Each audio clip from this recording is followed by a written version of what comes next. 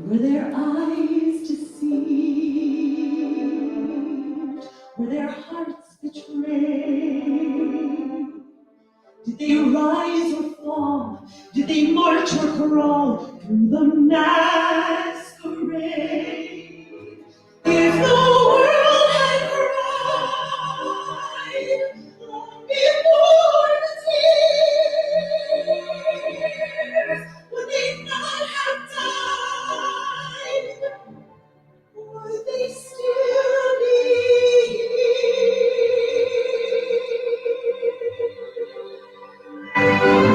And what of the children with hope in their eyes? Would they be masters or slaves? And what of the future, the truth and the lies? Would there be children to save?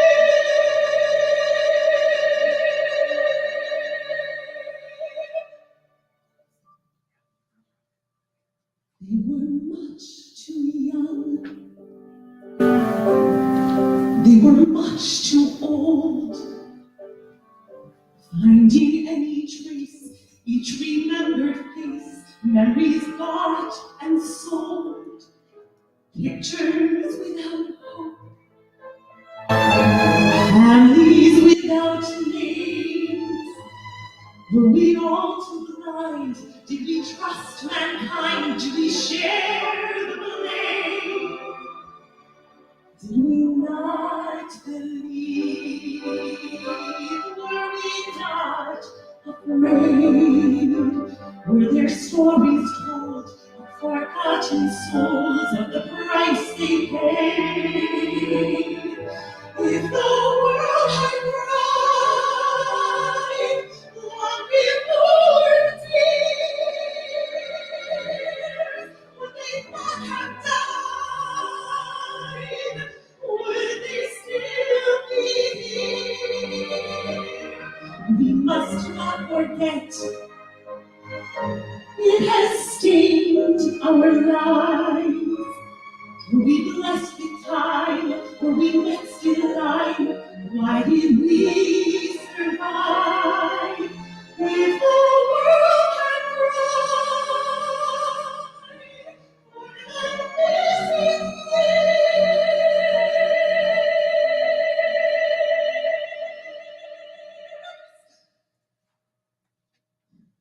for the love that died,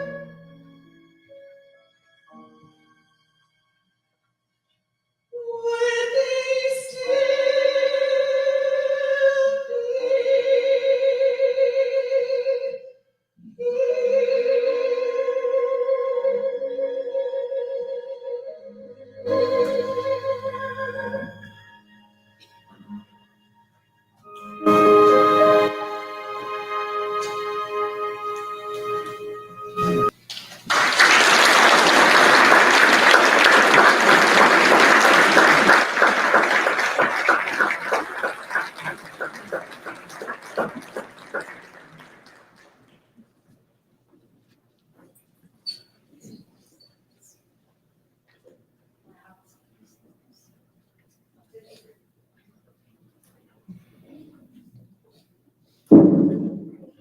Wow, this will be an emotional evening.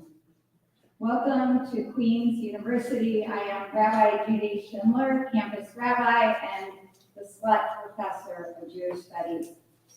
How deeply honored we are as a university to host the Violins of Hope for our community's Yom HaShoah Holocaust Remembrance Day commemoration in our Sandra Levine Theater. How blessed we feel to have worked in partnership with such phenomenal Jewish and academic organizations. Temple Bethel, Temple Israel, UNC Charlotte, among them, to bring about this remarkable program.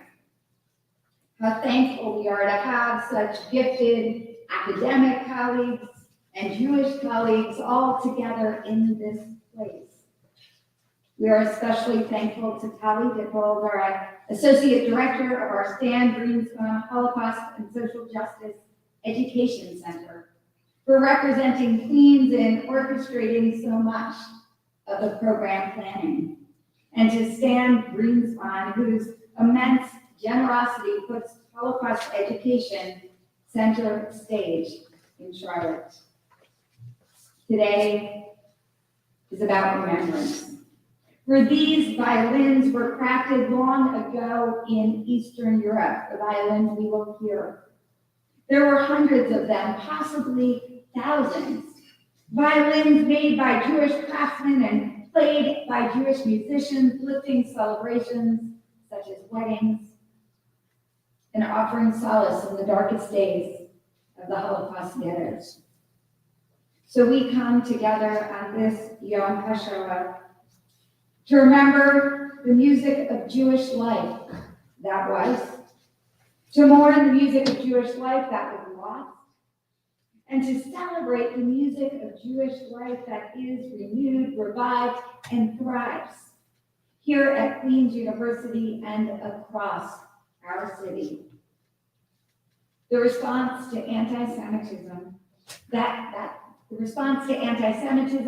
seeks to silence Judaism is first to counter hate in its every form, and second, to support Jewish life, Jewish studies, Jewish culture, Jewish community, your Jewish friends and neighbors, as you are doing tonight. These are violins of hope. In Hebrew, hope is tikva. Tonight we celebrate the hope that this remarkable Jewish community and broader interfaith community and academic community lives. It is a hope that spans our campuses, from Queens to UNCC to CPCC to Shalom Park. Thank you.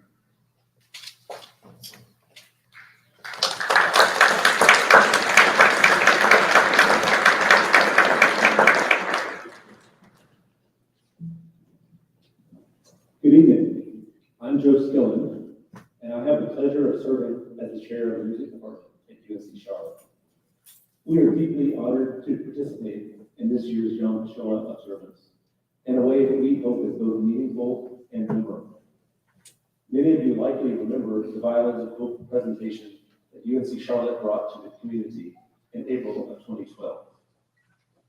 Well, during our concert planning for this year, I learned of our serendipitous opportunity to not only perform the intonations composition you will hear this evening, but to also have the work scheduled near Yom HaShoah and scheduled at a time when the Violins of Hope might be available.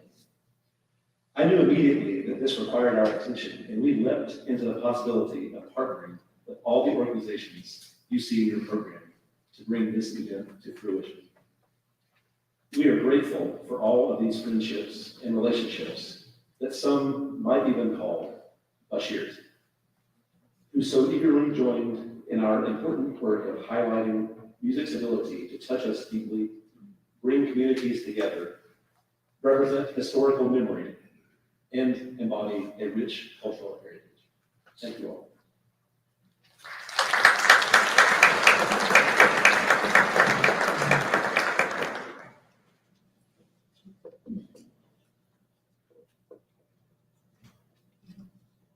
Good evening. I bring the following message on behalf of Rabbi Asher Knight, Senior Rabbi at Temple Beth El, who is home recuperating from recent knee surgery. Each year, 8 different organizations collaborate to commemorate those who perished during the Shoah, and to honor our local survivors, liberators, and their descendants. Traditionally hosted between the two synagogues, Temple Beth El is honored to create a temporary sanctuary here at the Sandra Levine Theater, and grateful to the Stanford Holocaust and Social Justice Education Center and to Queen's University for being a host location this year. We live in the shadow of the darkest hour of Jewish history, and one of the darkest hours of human history. And we know well our obligation to remember, to bear witness, and to live up to the commitment of never again. But that commitment takes on a whole new level of importance right now, as the ADL released a report today showing a massive increase and record-breaking number of anti-Semitic incidents across the nation. Clearly, we are not immune here in Charlotte either. And so we begin with a moment of silence, an opportunity to take a breath and center ourselves in memory of those who died in the Shoah, in honor of those who survived and their descendants, in gratitude for the liberators and all those who did what was right despite the danger, and in full recognition of the ways in which this painful part of our people's history has impacted each of us and all of us.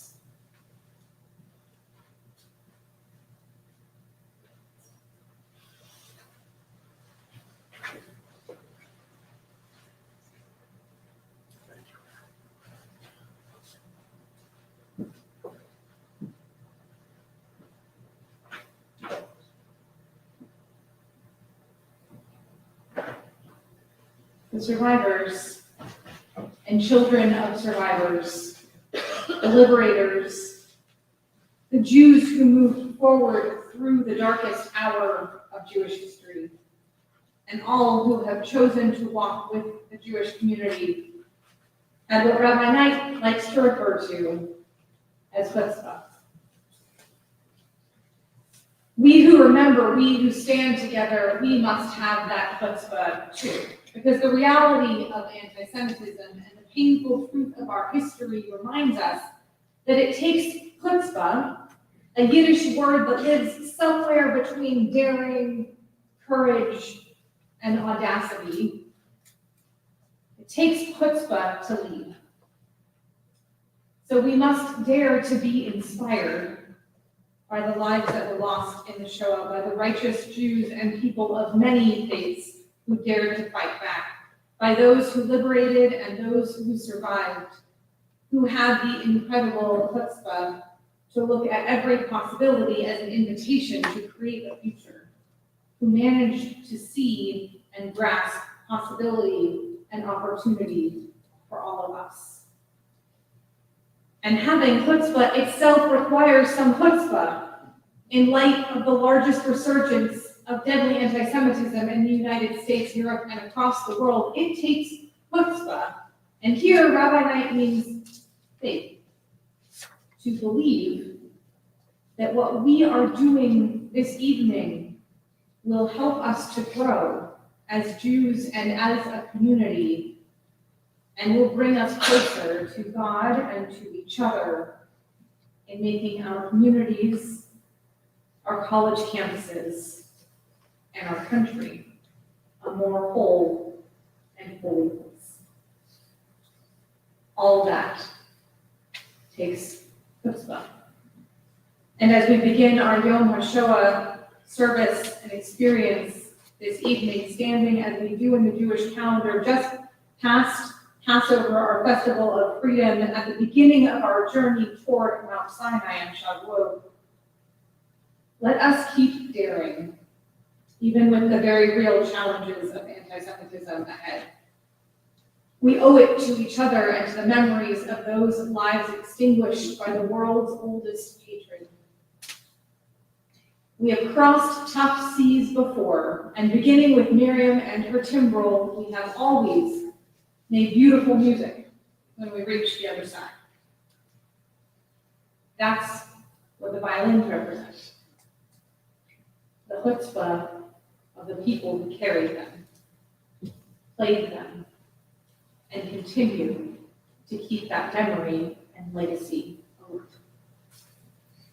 So may we remember with chutzpah. May we mourn with chutzpah, and with all of the audacity and courage within us, may we dare to keep moving toward freedom, love, compassion, and purpose. It is traditional to light candles in honor and in memory, and so we continue now with our candle lighting ceremony. The names of those presenting and those lighting candles will be presented and included on the slides.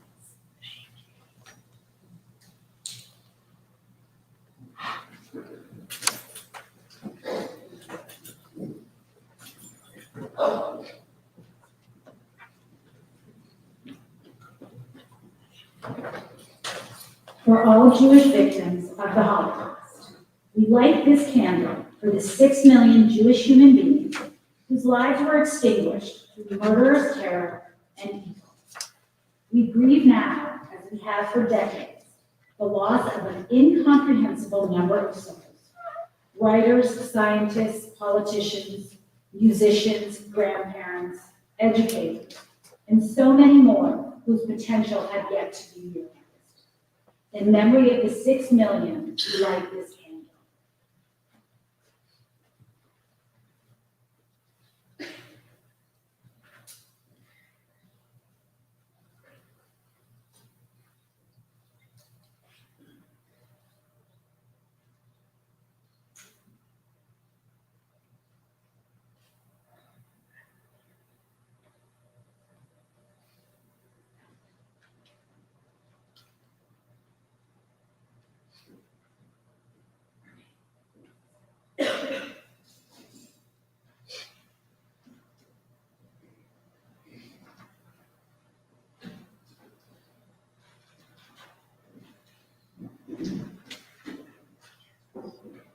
For all other victims, we light this candle for the many non-Jewish victims of the Holocaust.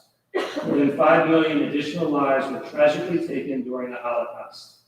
LGBTQ, mentally and physically disabled, Roma and Sinti, people of Slavic descent, Jehovah's Witnesses, and others were persecuted and perished. In memory of the more than 5 million non-Jewish victims of the Holocaust, we light this candle.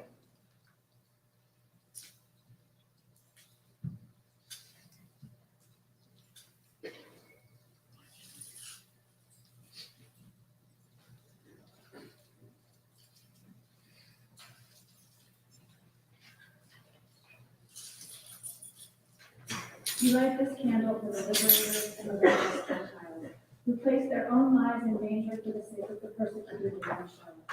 We light this candle for those who spoke out at a time of silence, those who offered sanctuary and a lease on life in the eye of the murderous storm, those who upheld those who were falling and extended a helping hand, food, and clothing. We light this candle for those who answered the cry of men, women, and children, human beings, young and old, workers of the land and city dwellers of humble standing and of high rank, people of faith and conscience. In their honor and memory, we light this candle.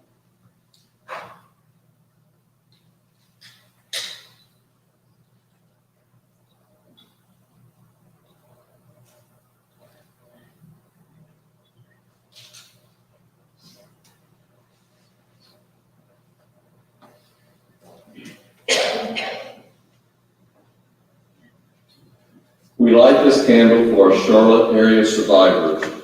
You are the very heart of our community. You are our teachers, our friends, our grandparents, our role models, and our link to the truth of the tragedy of the Shoah. We are all so grateful for you that you survived, that you were willing to share your stories, and that you call Charlotte home. In your honor, we light this candle.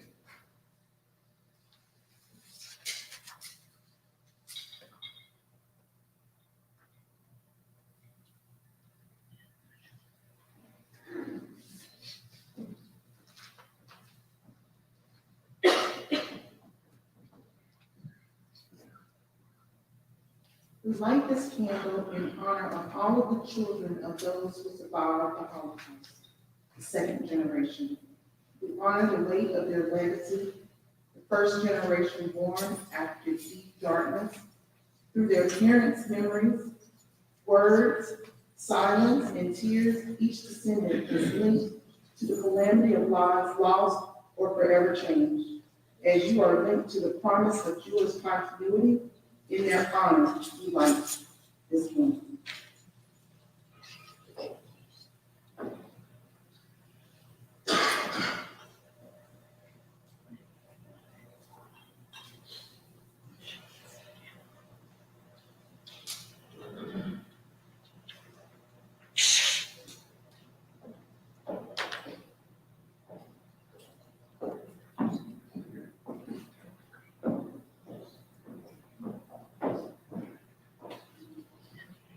first for the third and fourth generations. We light this candle in honor of the grandchildren and the great-grandchildren of those who survived the Holocaust, the third and fourth generations. Each grandchild and great-grandchild of Holocaust survivors is a symbol that the people of Israel live on and flourish so that beauty and potential can emerge from ashes. Despite the pain, horror, tragedy, and generational trauma, the generations of the Jewish future unfold before us. In their honor, we light this candle.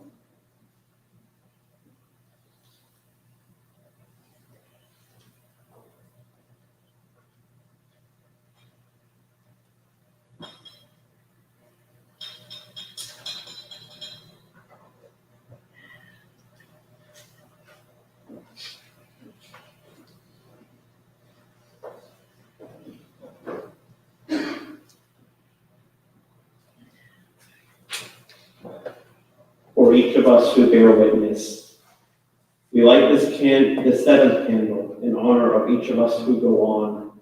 We vow never to forget the lives of the human beings who are symbolized by these flames. May the memory of their lives inspire us to live so that we may be a blessing to their memory and to help ensure that part of who they were will always endure. May the memory of their lives stir within us the drumbeat. Never again,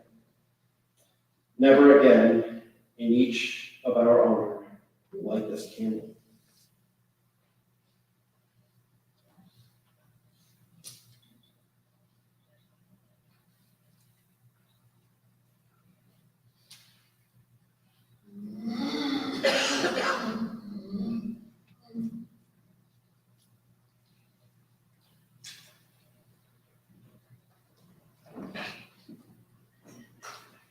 For Ukraine, we light this final candle in honor and in memory of the citizens of Ukraine.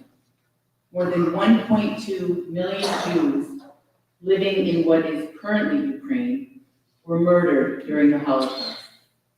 Lviv, Mariupol, Odessa, and Kiev, among other cities, were the sites of horrific massacres. Tonight, as we hold the blessed memory of these victims, lighting candles with their names in our hearts, we acknowledge the current and horrific pain of war for all Ukrainians. We light this candle in memory of those who have been killed and in honor and support of those who continue to fight and persist.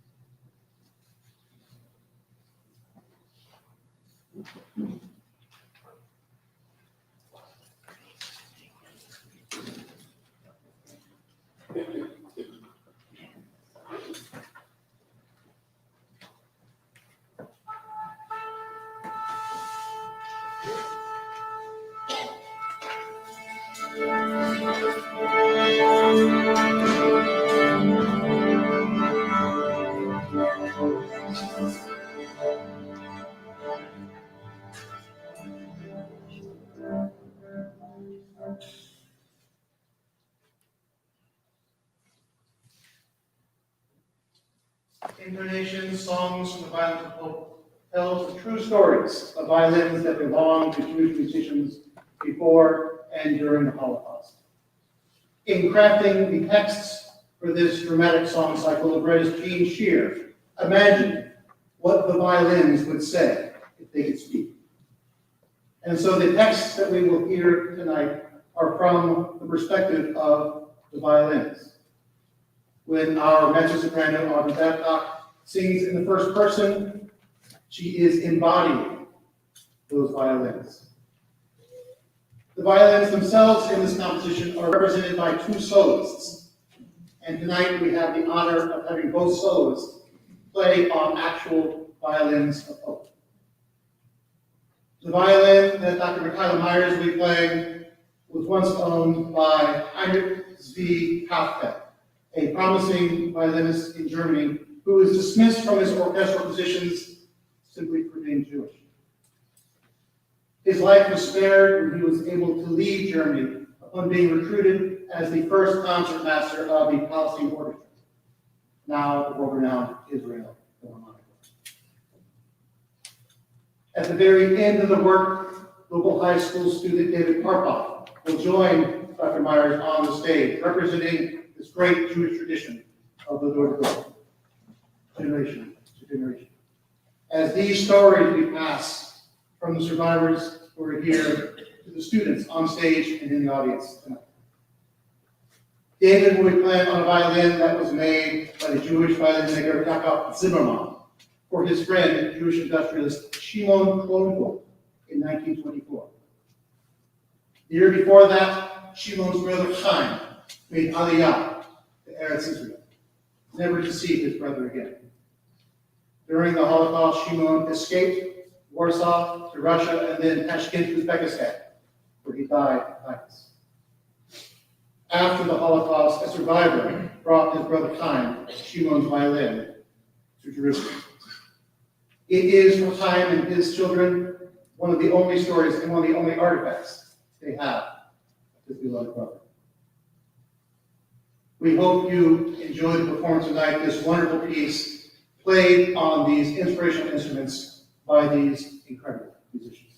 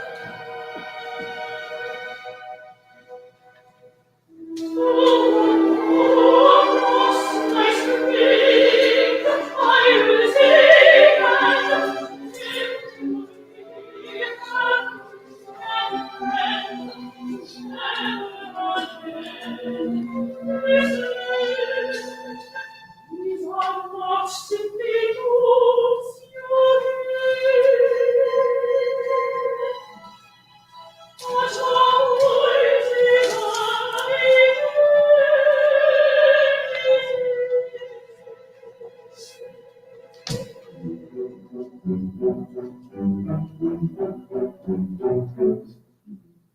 the old man was no longer thinking, no longer be as he said, I will take my violin with music and sweet joy. I almost can't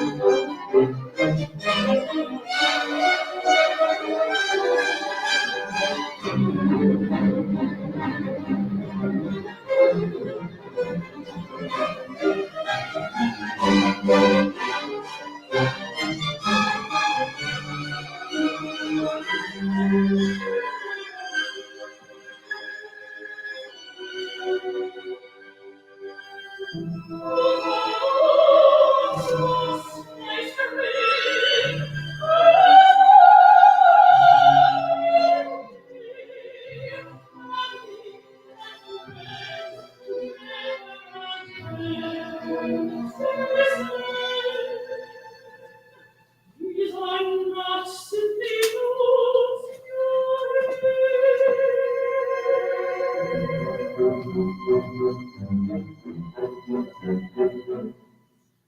a gift of bread, I know what you mean, I know that the fortune he has promised.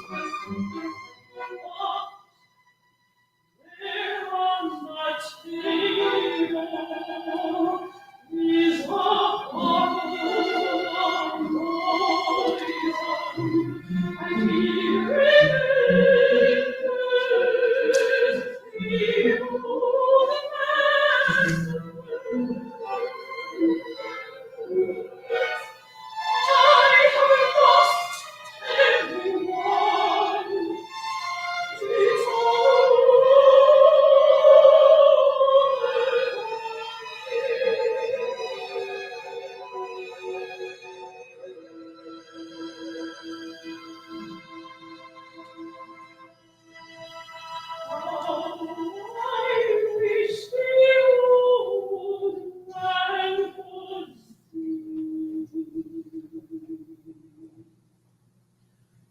That with me is far of me.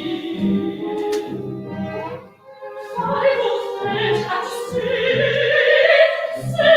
seventeen souls. Then he says, still see the love away.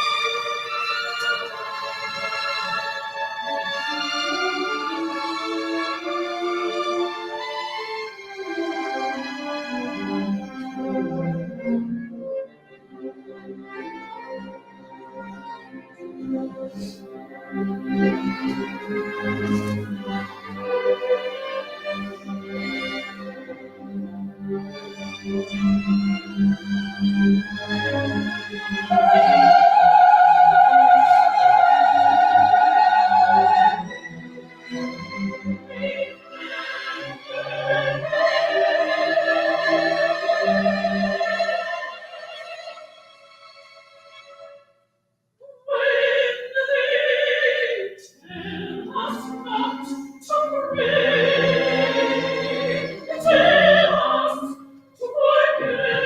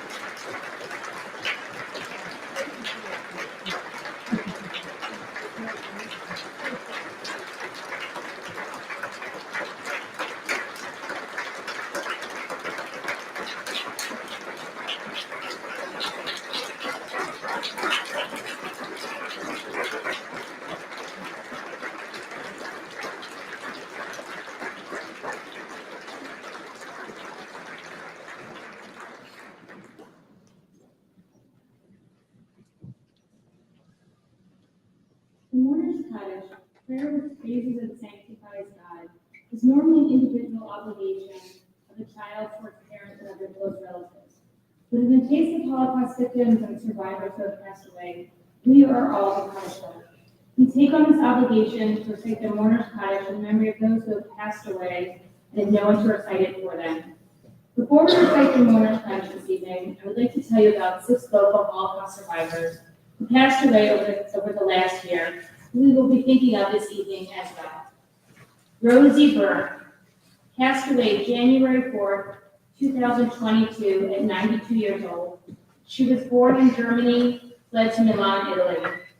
Interred at Garibaldi camp, where she was hospitalized with malaria and hidden in a convent with Catholic nuns until the end of the war. She was extremely close with her sister, with whom she shared these experiences, and they died within days of each other. Mary Gatorman passed away last week, April 17, 2022, at 91 years old. She was born in Kiev, Ukraine, traveled to Uzbekistan, and hid from the Nazis. She met her spouse, Moisey, in downtown Kiev in 1951. She worked in the school system in Brooklyn, New York.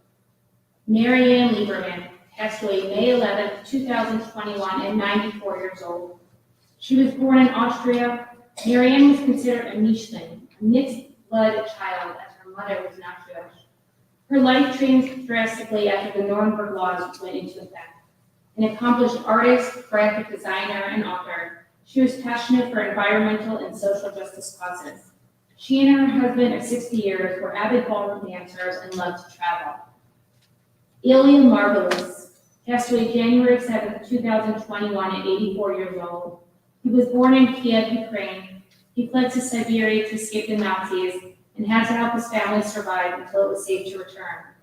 As one of the most eminent photographers in the Soviet Union, he documented much of ordinary village life as well as cultural climate of the Soviet Union. He left the Soviet Union in 1979 to start over in the US and established himself as a photographer here as well. Frida Ruth von Hessen passed away on October 31st, 2021 at 106 years old. She was born and raised in Amsterdam. She was a well-known opera singer before the war. Once the Nazis came to power, her family had to wear a yellow star, and Frida was no longer allowed to perform on stage. Her parents and one brother were killed in Auschwitz, but Frida and her younger brother survived in hiding with the aid of the underground resistance. She married a Canadian officer and moved to Canada before coming to the U.S. Celia Sorokin passed away March 29, 2022 at 98 years old. She was born in Austria, traveled with the resistance to Belgium, where they forged papers to allow them to travel into Holland. She lived in hiding in various safe houses until they were able to leave the country. She came to the U.S. in 1940 on a boat from Rotterdam. If you are able to, please rise and join me as we magnify and sanctify God's holy name with the words of the Mortar Cuddy you find in your pamphlet. Itadal, Shulera, Yamal, Yuse, Yamit Malkuse, the Hayakon, the Mekong, the Hayes, and all Israel, Allah, whose longer be through Amen. Yehish, May, Rabba, Marat, and Lam, May, Amen. Yitara, Yishala, Yitzar, Yitram, Yitnase, Yitzadar, Yitzaler, Yitzalal, Shemim, Yishab, Riku, Ne'elah, Yitol, Yirchatzah, Shirazah, Sushkazah, Yandamazah, Zamaran, Yalman, Yiru, Amen. Yehish, Lama, Rabba, Shemaya, the Hayim, Amen, the Holy Spirit, Yiru, Amen. Oseh, Shalom, Yerumah, Yuyas, Shalom, Amen. Israel, Yiru, Amen.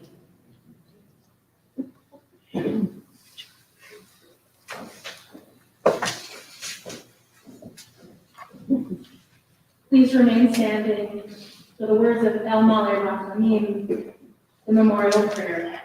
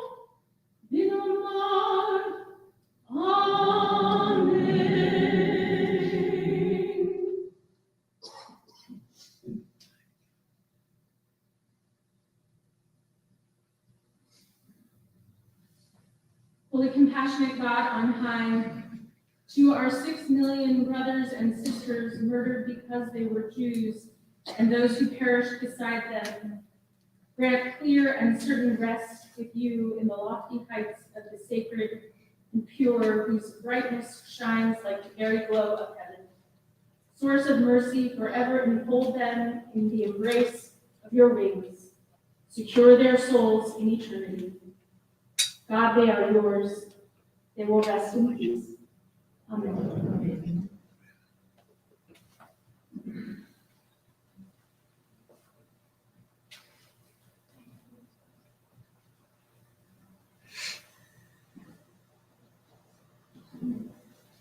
You may be seated.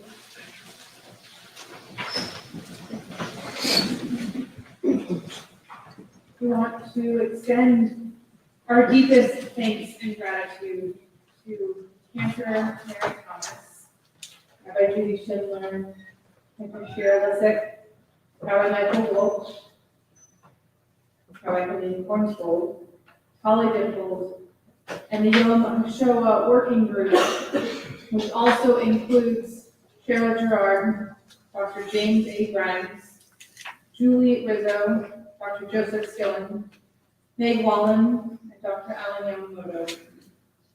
We also want to thank the clergy staff and lay leaders from Temple Beth El, Temple Israel, the Stan Greenspun Holocaust and Social Justice Education Center, the North Carolina Holocaust Council, Jewish Family Services, the Butterfly Project of the Levine JCC, the Jewish Federation of Greater Charlotte, and this year, UNC and in particular Queen's University for hosting us this evening. We are grateful for each organization, to each partner, to each person, and to all of you for having chutzpah and making the daily commitment of never again a reality.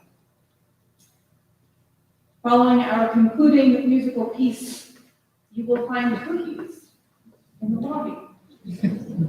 And we'll have the opportunity to view additional violins rescued from the Holocaust. For now, we invite you to experience one more time our music of tonight, piece that evokes hope and promise of the future.